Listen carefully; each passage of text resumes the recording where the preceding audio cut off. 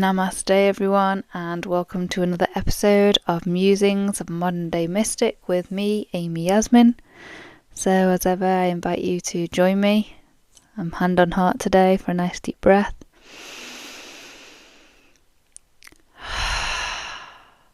Just landing in this moment. Where do I find you in today? At this moment, the sun is shining, which is a gift after a few days of cloudy and rain. The warmth of the sun can be felt, and the trees have still got some green. There's a lot of crinkly leaves on the ground as I cycle and walk around.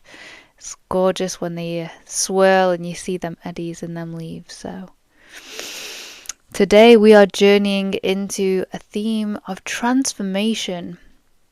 And it's something I've been reflecting on. It's a symbol that's been brought to my awareness of late. Just asking myself where transformation occurs. What does that mean for me? How to be in a time of transformation. I've talked a lot about change and releasing old things, old stories, old patterns, behaviours that no longer serve.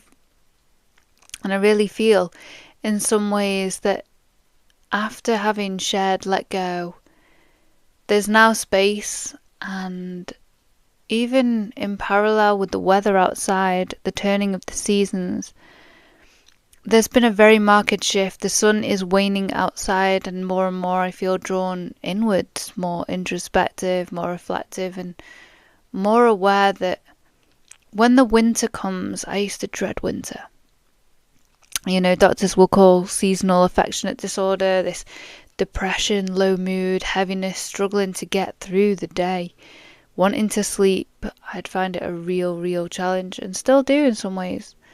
It's got easier as I look to nature and see that everything has its time and season, and in resisting the blessings of winter, the slowdown, the longer night's sleep, the turn into the self and the self-restoration aspect of winter, I was realizing that actually I've become exhausted and depressed, disconnected, low mood, fed up, because I wasn't honoring an aspect of the cycle that is as naturally part of me as it is in nature. I was denying an aspect of me, a drive and that which is within, and resisting that invite. And dwelling on that, right, the sun's waning outside. Instead of me having to mentally imagine the sun warming my face without having to visualize or artificially recreate that, what's this timer called for? And for me, more and more, I'm becoming aware to breathe into, to draw awareness into, to concentrate on my own inner light. As the sun wanes outside, it's remembering there's a light in me. There's a story that the clan mothers tell from Jamie Sams. I'll share it in the show notes.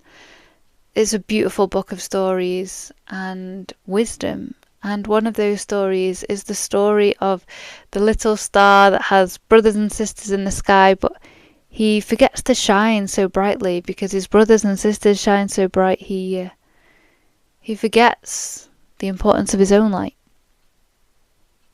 And the long and short of that story, which is a beautiful, lengthy story that I'll tell in brief. He comes closer to the earth and he gets distracted. He gets pulled into the play of the trickster of Coyote, who lures him to come closer and closer so they can hear and play together. Because little star's curious about what's going on Earth. But he has been warned that if he gets too close, he'll be pulled in. He won't be able to return to the sky. But he forgets that the more and more he plays with Trickster, with Coyote, who knows exactly what he's doing. Until little star is so close, Coyote opens his jaws and he swallows him up. And little star is in the dark, inside of Coyote, and desolate. He can't see his brothers and sisters in the skies. He cannot cry. How can he warn them? He's in despair, disbelief, But something in him shifts. A new thought arises. Perhaps if I shine my light, perhaps they will see me. And so, after years and years of forgetting his own light, the importance of it, he shines and concentrates the lightness within him. And Coyote is now in distress, because his belly is beaming brighter than the skies above. And all of a sudden, the brothers and sisters of Little Star that have long been tracing the skies, that have been asking all of the nature beings to search for their brother, now they see Little Star. And they know what Trickster Coyote has done. And Trickster Coyote gets his comeuppance. And Little Star is released from Coyote's belly. But he cannot return to the sky. He'd been warned that if he got too close, he'd be pulled in. He hadn't heeded that warning. He'd been curious, though, about life on Earth.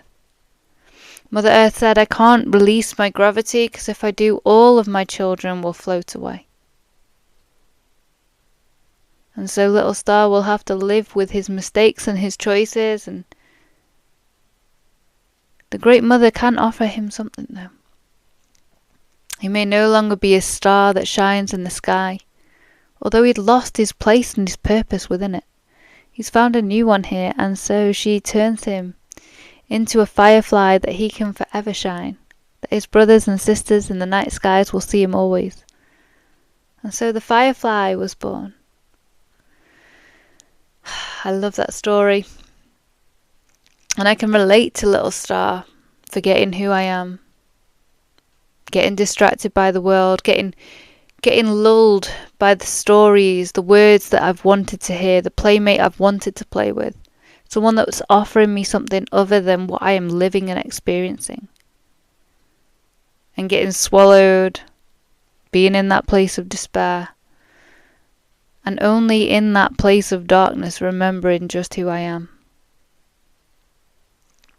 I've had seasons and cycles of low places. The experiences during anorexia are something I don't know if I could ever put words to. The places my mind went, the places this body went through, and the journey of getting to a place again where I was in that low, sunken state, having sworn I'd never do that again. And realising that actually life has its seasons and cycles. Like Little Star, I couldn't change the choices I'd made, but I could choose still to shine my light, to become something different, to allow for a new experience.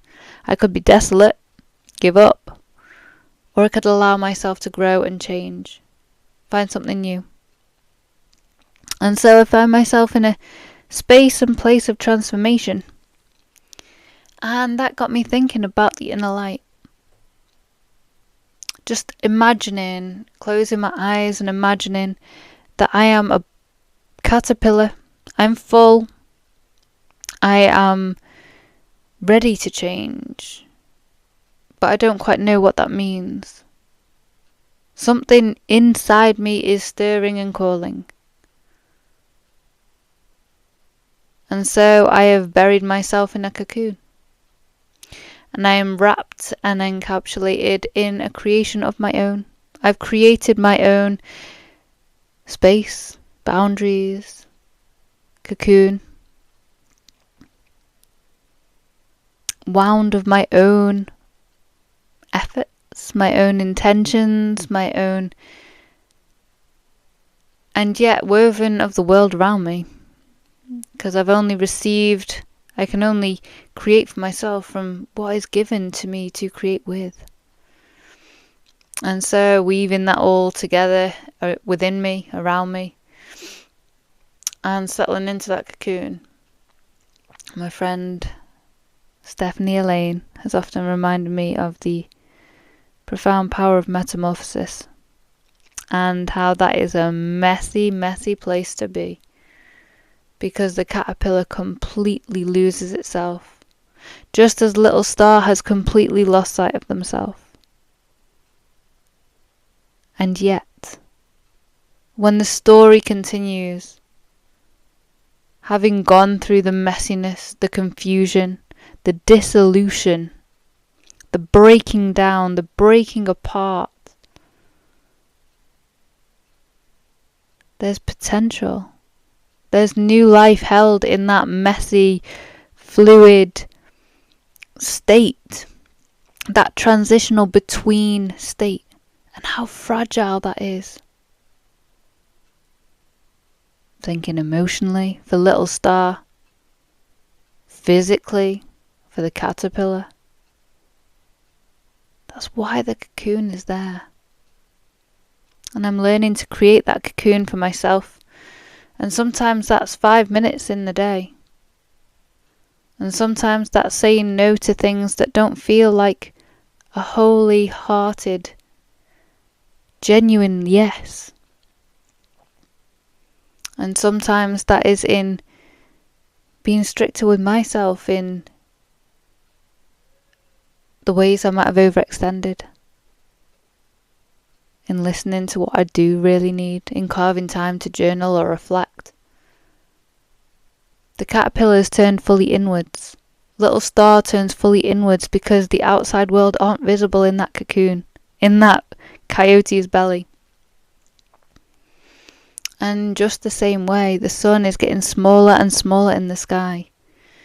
His light less and less discernible, the night longer and longer. The cooler weather sets in. And yet there's still warmth in the body. There's still a lightness to be found in the heart. It's just a case of shifting perspective, of allowing this transitional phase and state, accepting that it might be messy, and accepting it might be dark, accepting it might be challenging. And yet knowing that just as the sun rises, just as the spring comes, just as the butterfly hatches and the coyote is stung and little star is regurgitated back to the world, that dark place needn't hold us. And actually, deepening into that darkness, accepting its embrace, there's an invitation to ask within, what is in me wanting to come forward? That's what I'm journeying into autumn and winter with. In the depth of my being, what do I wish to live out in this world, to share in this world? And I am going to live with myself for the rest of this life. And the sun is not always going to be shining. And those that I love the most dearly, they'll not always be around. And that's okay. Because within me, there is a light too. Just as every star in the sky has a star to its right and left, still within it, it is a star. And so I'm intending to cultivate, to nourish, to breathe energy in, awareness into that light within me. What is it that lights me up? What is it that fills my cup? In me. Not joy and warmth and sunshine and all that the summer has gifted me, all that I love about this world. But now it's time to ask myself, where is the joy in me? What brings joy up in me and light up in me? What brings me warmth and heart? When it's less readily available in the outside world, I'm turning to myself and asking what wants to be growing in me now. What can I find in myself? What can I find in the darkness and the stillness and the rest from this year? And letting that be a catalyst for growth, Just as the caterpillar, for every mouthful he has received, every leaf, bud, flower, everything that's nourished it from the moment it was born, becomes part of its journey of transformation, becomes the fuel for its transformation. So imagining every experience in my life as that nourishment, those leaves. And where has that all come from? From the earth, from the world around me, from the ancestors. It's coming up to Samhain, which is a time of year I adore. Perhaps that'll be the next podcast. I'm realising that everything I receive connects me to such a rich web of life. And that even as I'm in this state of dissolution at times, where I completely lose sense of who I am and where I'm going, there's still something in me that knows, just as there is in the caterpillar that knows it goes into that cocoon for a reason, just as it knows how to become the butterfly. It's knowing that even if I don't consciously realise how the experience, how those aspects that I've received of this year, the good, the bad, the ugly, and everything in between, it's neither good, neither bad, just is. And how all of those experiences, no matter what colour or shade they were, are part of this journey of transformation now, of growth and change. And then I read this quote about restoration.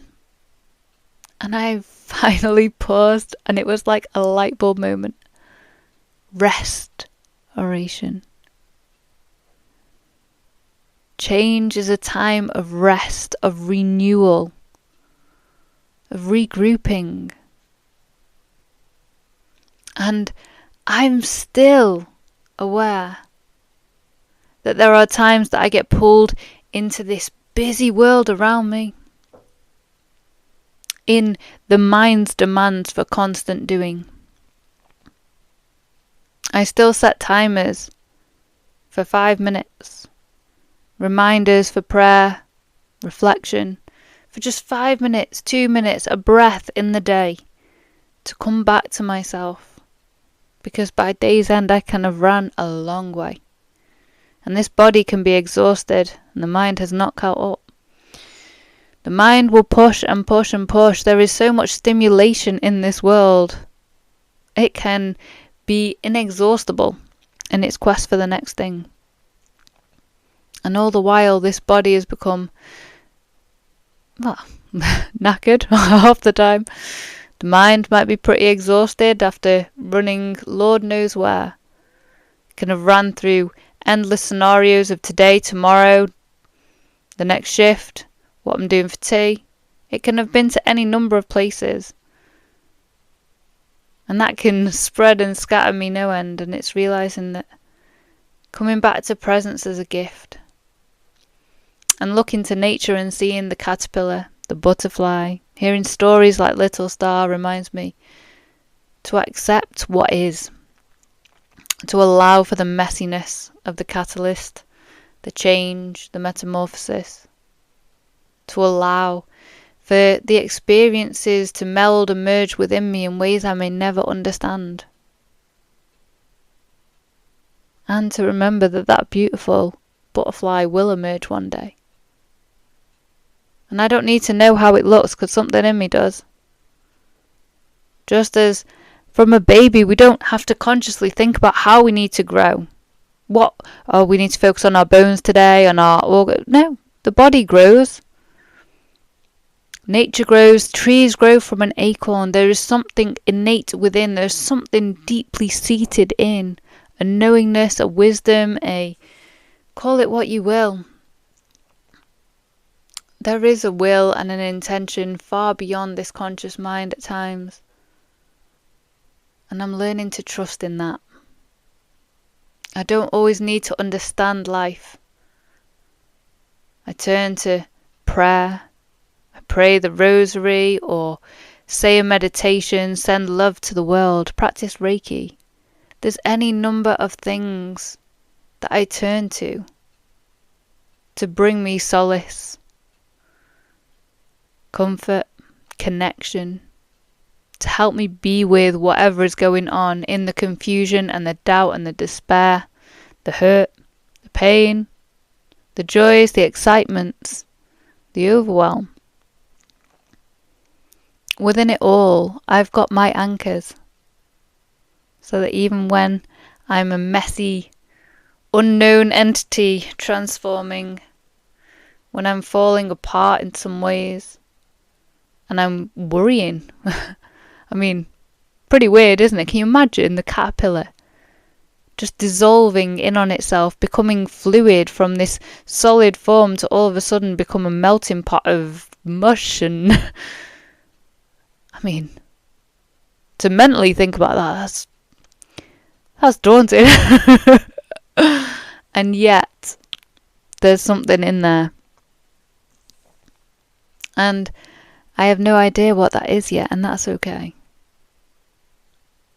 Because I can just be with it, allow it, accept it, trust in it. I'm learning to trust more in nature's seasons and cycles.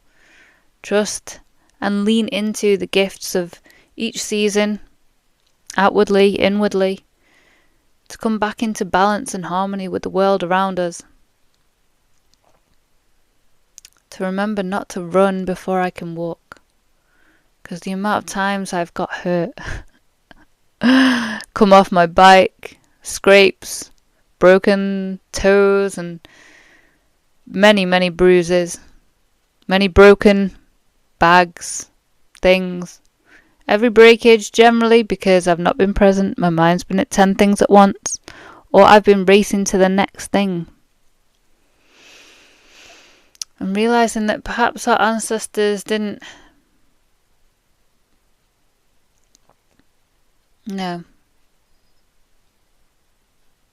Perhaps our ancestors did still have those pulls from themselves, just in different ways.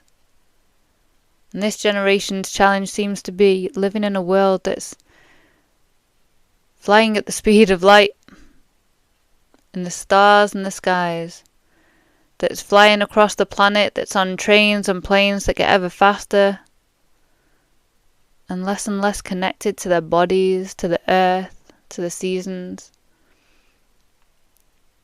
When you walk, life's got a rhythm. When I'm barefoot and walking, I feel part of something. I feel so much calmer and more settled. To feel the wet mud oozing beneath my toes. To hear the grasses, to feel the wind on my skin. My mind is less in 10 million places. It's like it roots me in the now. When I went to New Zealand, I spent a month barefoot on the earth, and I came home and I didn't want to put shoes back on. And then I caved and put shoes back on because my feet were really struggling with all that tarmac. But also sticks and stones and terrain, and the more and more I put on the extra layers, which are necessary, which keep me warm, which keep these feet well maintained, save the pounding. In some ways, there's an anticlimax. I love standing barefoot on the lawn, and I relish it. I'm not sure if that's going to happen through winter, all through winter or not. Been blessed with a mild season in some ways. Just giving thanks for what comes, but remembering that I want to walk at the pace of life. I want to live at the pace of life. The bees, the birds, the plants, the trees, they don't rush things. Everything happens in its own time. And it's only in trying to rush myself to fruit before I'm ready, not even knowing what the fruits I'm bringing forward are, that's when I've come unstuck. When I've tried to be what I don't feel to be yet, because I'm too lost in the doing. So focused on becoming a taller and taller tree, bearing more and more fruit and leaves, widening the branches, losing sight of the balance, remembering that energy needs to go back to them roots for the tree to be well balanced, to withstand storms. Remembering that it's not about how many leaves you can bear. The trees don't overextend themselves, the plants, the animals. I've realised how wasteful I have been in some ways with energy in the name of doing. Being stuck in cycles of busyness. Even wanting to cycle that bit further just because. Just to prove a point to myself that I can do this. Just to be able to say to someone else, I cycled this many miles. Did our ancestors ever say that? Hey, I ran this far today. Hey, check out my Fitbit. I mean, we live in a different world and a different time, but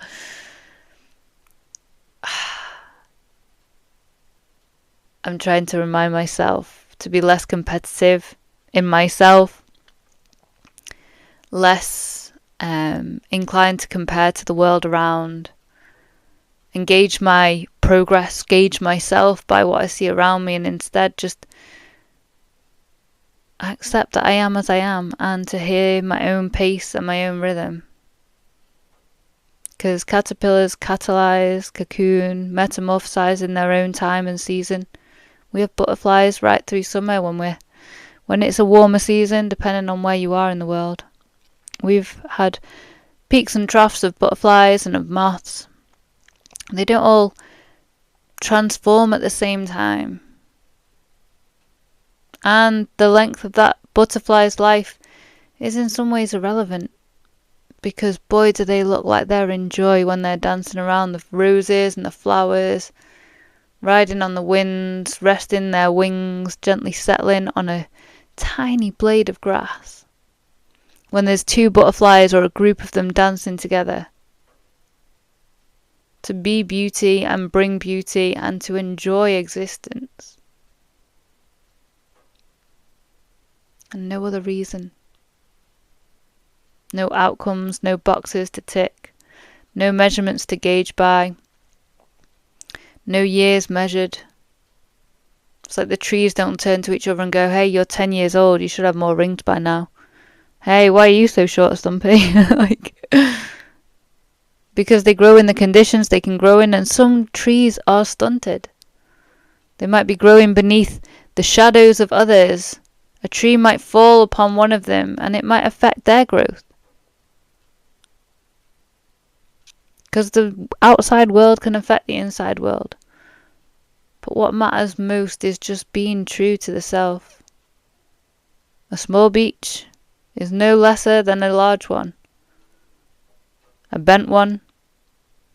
One that makes half its existence. You know, if a tree can live to 500 and it lives 250 years. And what it's lived. So I'm starting to let go of the outside markers of age and of markers of this modern world, of success, of where I should be, of mortgage, of finances, of cars, of all the different ways that we might compare ourselves to others or consider progress in this life, and instead just asking how I am in me. Am I enjoying life? Do people enjoy my company? Do I feel full? Does my cup feel full? Do I feel balanced? Are there any areas in my life I want to reflect on? Because that's autumn to me. It's turning in, it's reflecting, it's reviewing, it's dissolving, it's becoming. Becoming just is. So, here we are. It's been a journey, a dive, a reflection. Thank you for joining me. I'm grateful for the time and the space to just muse and reflect, and blessed to have nature around me to mirror a tide, a season, an energy, a pace, an essence and quality of life that reminds me something different than human life at times. So, Namaste. Take good care until next time. As ever, reflections, experiences, stories are very welcome, especially any mythologies. Love that kind of stuff. Take care, and I'll see you for next time when we might be reflecting on Samhain, on ancestors, on the roots that are calling my awareness at this time. So, journey well and take care. Namaste.